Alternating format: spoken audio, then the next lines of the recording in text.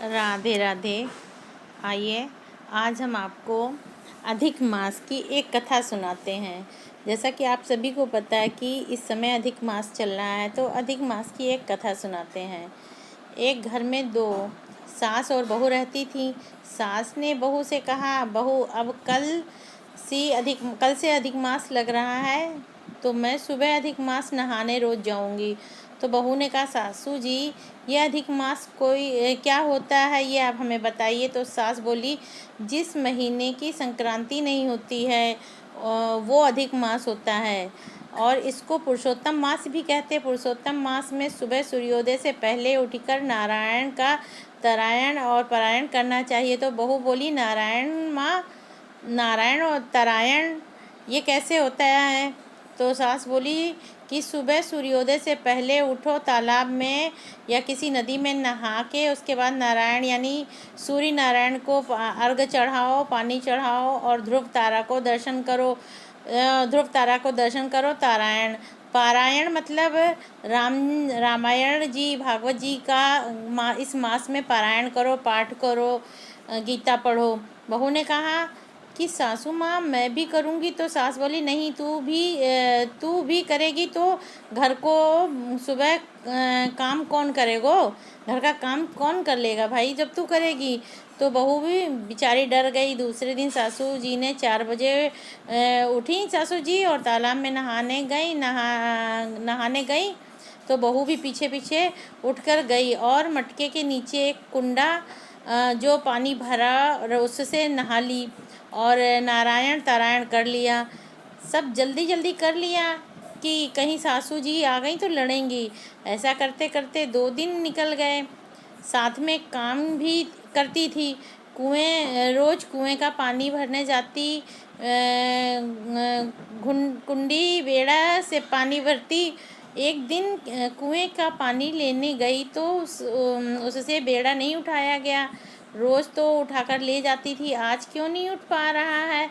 सोच में पड़ गई बहू। उसने इधर उधर देखा तो एक नौजवान लड़का दिखाई दिया। तो उसने उसे बुलाया और कहा, भाई मुझसे आज ये गुंडी बेड़ा नहीं उठाया जा रहा। रोज़ मैं उठा लेती हूँ पर आज पता नहीं क्यों क्या हो गया, नहीं उठाया जा रहा। तो नौजवान ने उसकी मदद की और साथ में कहता चला कि सासू नहावे उंड, बहू नहावे कुंड। कि एक दिन 2 दिन रोज़ ही यही नियम बन गया कि बहू से बेड़ा नहीं उठता और वही लड़का उसकी मदद करता और वही बोलता, सासू नहावे उंड, बहू नहावे कुंड। एक दिन बहू ने उससे पूछ लिया कि भाई तुम ऐसा क्यों बोलते हो हैं? तो वह बोला कि तुम रोज़ नहाती हो कुंडे के पानी से। बहू ने पूछा, तो तुझे कैसे पता चला और क्या नाम है तुम्हारा? तो वह बालक मुस्काया और बोला, मेरा नाम दामोदर है और सभी मुझे दामोदर कहते हैं। अपना विराट रूप भी उसने दिखा दिया। बहू तो देखते ही दंग रह गई, भगवान के श्री चरणों में गिर गई और कहने लगी, माफ़ करना प्रभु, मैं अज्ञानतावश आपको पहचान नहीं पाई। इधर सासू माँ को भी 20-25 दिन हो गए। उसने बहू से कहा कि कल मैं अधिक मास का जोड़ा जिमाऊंगी तो कल 5 पकवान बनाना। अब बहू तो चिंता में पड़ गई कि अधिक मास में भी मैं कर रही हूँ, अधिक मास तो मैं भी कर रही हूँ, मैं जोड़ा कहाँ से 5 जिमाऊँ? सोचते हुए रात बीत गई। सुबह वैसे ही नारायण तारायण किया और पानी लेने गई कुएं में तो देखा दामोदर वहीं था। उसको अपनी समस्या बताई। अब दामोदर ने कहा, बहन चिंता मत कर, तू मैं हूँ ना, मैं आ जाऊँगा जोड़ा जीमने। तो बहू बोली कि मैं कैसे